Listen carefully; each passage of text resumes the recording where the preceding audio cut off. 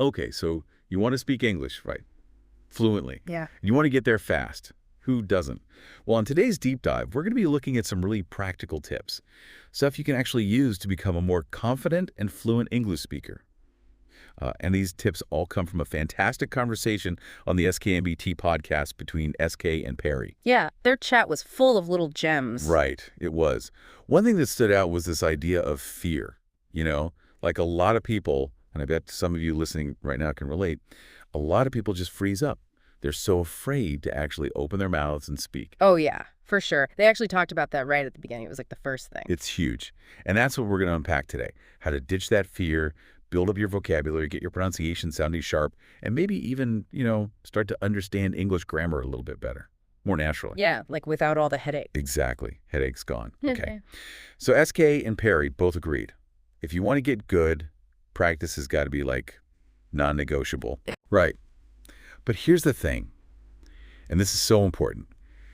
Don't be afraid to make mistakes. Oh, yeah. Embrace the mess-ups. Totally. In fact, think of them as like stepping stones, right? Every time you trip up, you're actually getting closer to speaking fluently.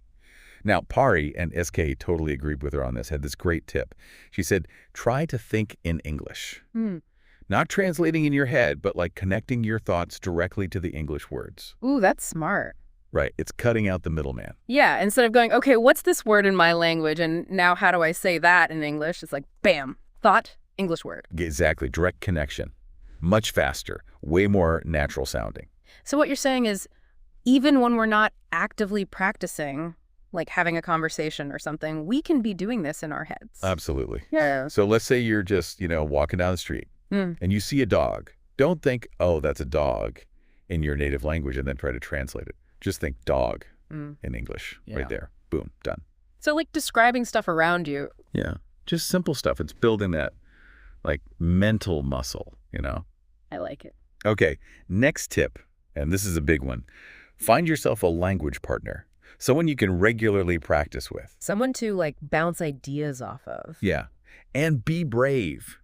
Record yourself speaking. Ooh, that's a scary one. I know, right? It feels kind of weird at first, but it's super helpful. It's like holding up a mirror to your speaking. You can hear your progress, where you're stumbling, what sounds good. It's amazing. So basically, the more we speak, the better we get. 100%. So, no way around it. All right, let's shift gears a bit. Vocabulary. Yeah, the words themselves. Exactly. Pari, and she was really passionate about this. She said, you got to have enough words to actually express yourself. Makes sense. It's like having the right tools for the job. Exactly. If you don't have the words, you can't build the sentence. Right. Now, her approach to learning new words is super interesting. She's all about learning in context. So think about this.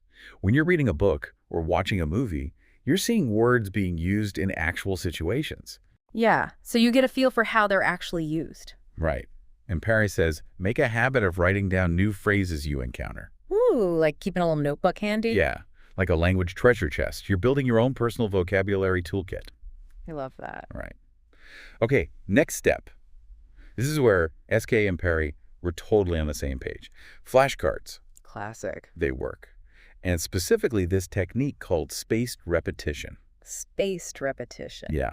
It's basically like you don't review your flashcards every single day. You space it out, so maybe you see a word today, then again in 2 days, then in a week. Oh, so like you learn it, then kind of forget it a little bit, and then you see it again, and it's like, oh yeah. Exactly.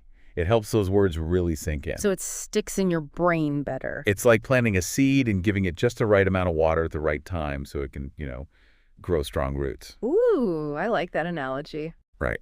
And SK had this really practical tip. He said, actually use the new words you learn in your own sentences. Like, don't just memorize them in isolation. Put them to work. So you're not just learning words, you're learning how to use them. Exactly. You're making them your own. All right, let's tackle a big one. Pronunciation. Ooh, this one can be tricky. It can be. But, Pari, she's got this really cool technique called shadowing. Shadowing. Yeah. It's like, imagine you're trying to be a voice actor. Yeah. You're dubbing over a native English speaker. So you listen to a sentence, maybe from, I don't know, YouTube video or something, and you try to repeat it exactly how you hear it. The rhythm, the intonation, everything. So like mimicking them. Exactly. Yeah. You're basically becoming their shadow. I see. And SK and Pari both love tongue twisters. Tongue twisters. Yeah, those are fun. Yeah, they're great. They help get your mouth used to making those English sounds, Like a workout for your tongue. Exactly. But where do we find all this, like, good English stuff to practice with?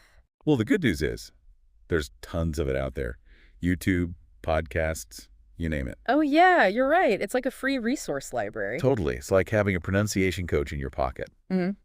Okay, last but not least, let's talk about the dreaded G word. Grammar. Uh-oh. I know, it can feel super overwhelming. It does. It's like, all those rules. Ugh. Yeah, right. But Perry had some really good advice here. She said, try to learn grammar through examples rather than just memorizing rules. That's interesting. So, for example, when you read articles or you listen to people speaking naturally, your brain actually starts picking up on the patterns. Oh, I see. Like it's almost subconscious. Yeah.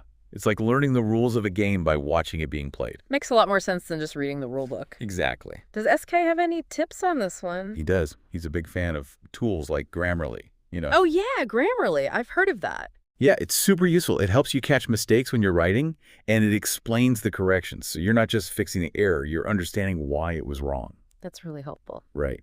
So the point is, learning grammar in context makes it feel way less scary and way more like a natural part of understanding the language. Like a puzzle piece instead of this, like, big scary monster. Exactly. Okay, so to wrap up all the awesome advice that SK and Parry shared, the big takeaway is this. Consistency is key. If you can even just squeeze in 10 minutes a day of focused practice, you'll be amazed at how much you improve. Yeah, it's the small steps that add up over time. Exactly. And don't forget, have fun. Learning English should be an adventure, not a chore. Absolutely. Now, for all of you listening, here's a little challenge. What's one small thing you could do today to get started? Maybe try the shadowing technique with a YouTube clip, or jot down a couple new phrases you hear in a song. Where can you find some, real English to practice with? Give it some